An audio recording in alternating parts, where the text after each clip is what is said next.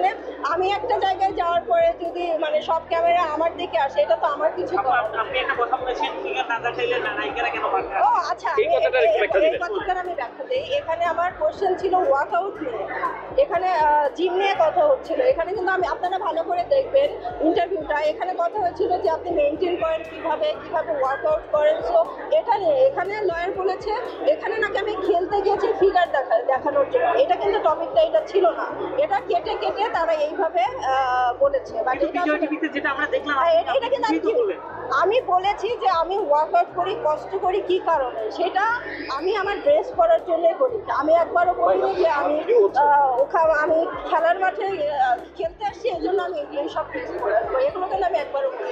আপনি ফিগার দেখাইতে আপনি মাঠে গেছেন, তো ক্যামেরা তো বন্দি করতেই পারে।